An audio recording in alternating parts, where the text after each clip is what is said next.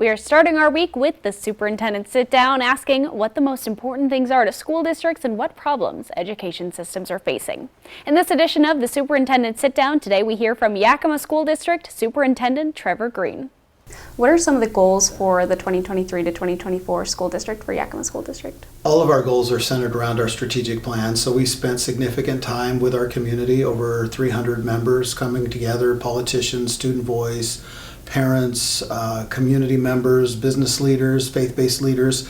And that was in 19 and 20 to design a 6-year strategic plan. So all of our goals center around making sure that we are becoming proficient in the 5 areas, the 5 goals that we have.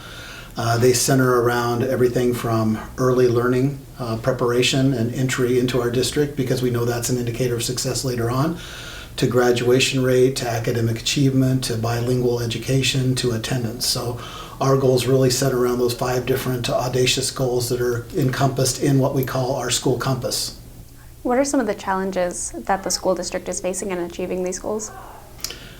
Well, I think when you talk about education and achieving any goals, the beautiful thing about working in a school district is that it relates to the actual community. So it's influenced by the community, the surrounding area, the partnerships that are in place. So when you're talking about challenges, and let's just take one for example, attendance. We have an attendance goal of 95% for our students. We know that if they are not in school, then it's very difficult, if not impossible, to make sure that they're reaching the level of achievement that they could otherwise.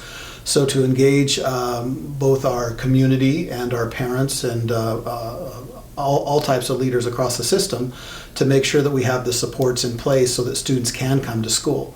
It's not as simple as somebody saying, talk to the parents, talk to the kid, find out what that motivational piece is, because there is this baggage that sometimes comes with the lives of our students. So we're in an area where we have 93% of our students live in poverty, and we've recognized that across our system we have issues in Yakima with domestic violence. So people might say, oh, the predominant issue in Yakima when you're talking about police action would be gang-related activities.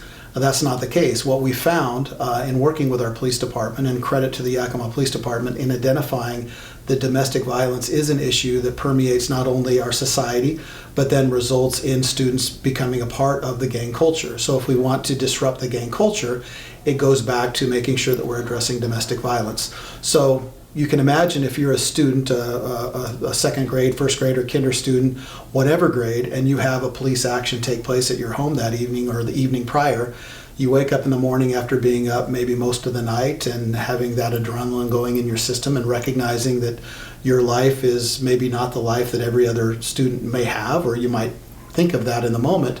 It becomes very easy not to go to school the next day and to let that become an excuse. And what we do is we work in partnership with our police department to identify, for example, when students have something that takes place at their home that requires a police action.